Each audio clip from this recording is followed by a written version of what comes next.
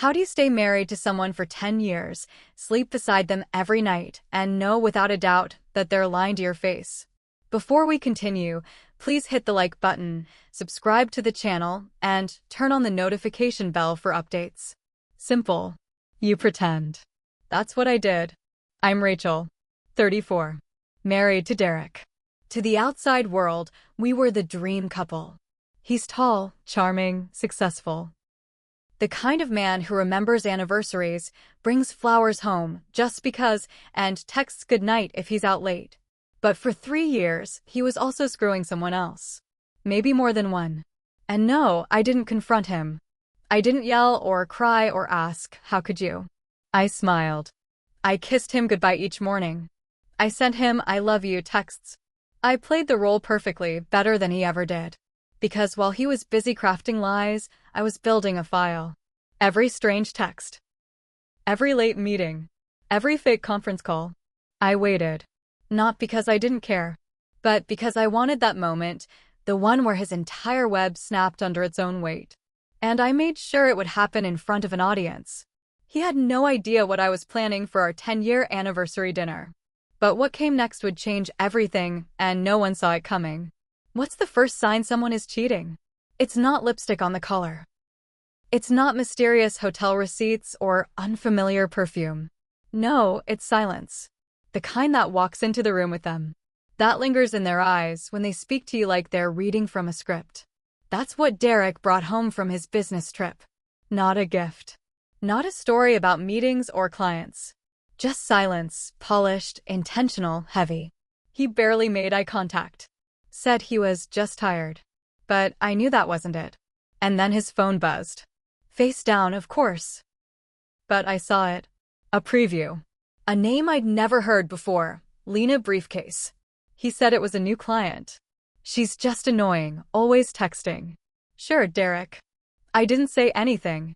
Not then. Because you don't confront a liar when they're prepared, you watch them when they think you're not. After that day, the patterns started to emerge. New cologne I didn't buy. Business trips with no follow-up photos. Coming home late, but too clean, too put together. And the worst part? He started laughing again.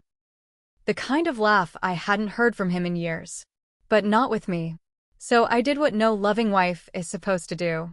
I started keeping records. Texts. Dates. Every little slip.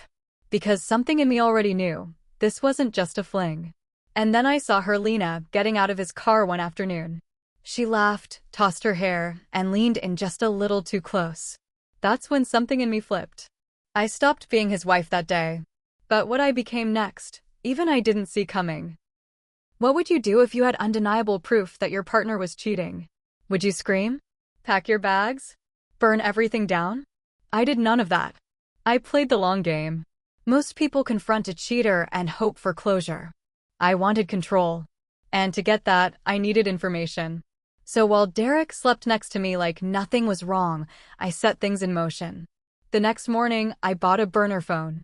The following week, I installed tracking software. Nothing illegal, just clever. He never noticed. He was too busy juggling his little double life to notice that I had eyes on everything. Remember Lena? She wasn't alone.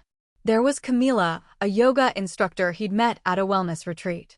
And then Maya, his coworker, who apparently thought I was the crazy ex he was trying to escape from.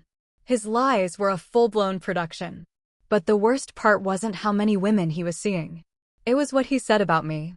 She's cold. She's too focused on her job. She doesn't inspire me anymore. Imagine reading that in your husband's own words. Imagine watching him paint you as the villain in a story where you've done nothing wrong. I read every message, every emoji, every little promise he whispered to them that he never gave to me. And still, I said nothing. Why? Because I had a better idea. If he was going to perform, I'd give him a stage. But the guests I invited weren't the ones he expected. And the spotlight? That would be blinding. Have you ever planned a dinner party with your husband's mistresses? No? Just me? By then, I had full access, text logs, call history, hotel check-ins. I knew their names, faces, even their favorite inside jokes. I knew more about Derek's affairs than he did. But knowledge wasn't enough. I wanted impact. So I reached out. Not with rage. Not with threats.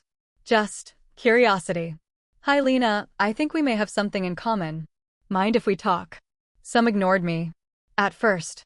One blocked me. Then unblocked. Then messaged. Wait. You're his wife.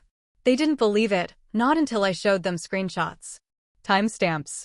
Back-to-back messages he sent each of us within the same hour. He was recycling lines. Copy-pasting romance like a cheap marketing campaign. Camila, the yoga instructor, was devastated. Maya was furious. Lena? She laughed. Bitterly. Said, wow. I really thought I was the only one. I told them I wasn't looking for revenge. I just wanted closure. And then I gave them an idea. Would you come to dinner with me? One night. One table. Just us and him. It took 2 days. They all said yes. I planned it for our 10-year anniversary. Derek thought I reserved a private room for just the two of us. Technically, that wasn't wrong. The room was private. The dinner was exquisite. And the guests? Lena, Camila, Maya, each seated like elegant landmines. I wore the black dress he always said made me look dangerous. And when he opened that door, he finally understood why. But what he didn't know, the worst was still coming. What do you say to a man who walks into a room full of every woman he's lied to? Nothing. You let the silence do the work. Derek stepped into the private dining room, grinning like he'd just won something. He had a little gift bag in hand, probably a last-minute bottle of perfume or earrings to celebrate our anniversary. Then he saw them. 3 women. Sitting calmly at the table. Glasses of wine half full. Eyes fixed on him like a firing squad. His jaw actually dropped. I stayed seated. Happy anniversary, I said softly. You know everyone here, right? He didn't move. Didn't blink. Lena smiled. Hey, Derek. Camila gave a polite wave. Maya tilted her head.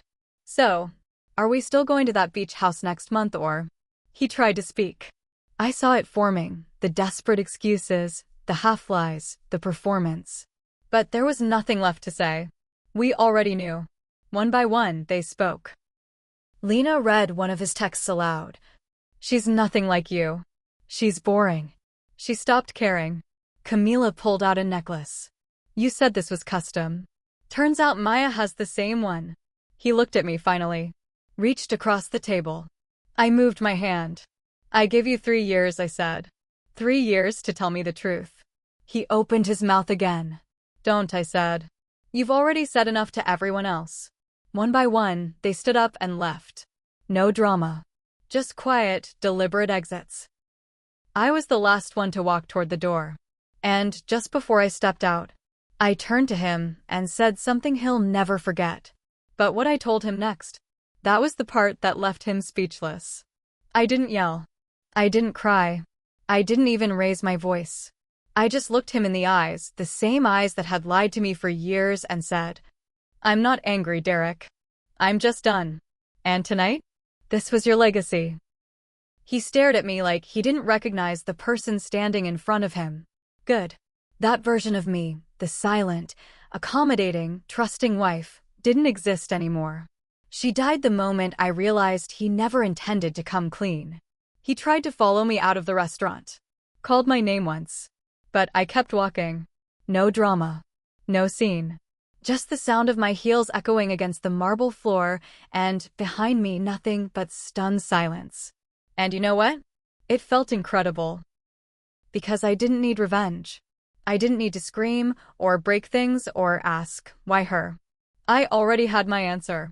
I let him fall on his own sword, in front of everyone who mattered. And as I slid into my car, Lena messaged me. Just 2 words. Thank you. So if you've ever been betrayed, tell me, what would you have done? Would you have stayed quiet?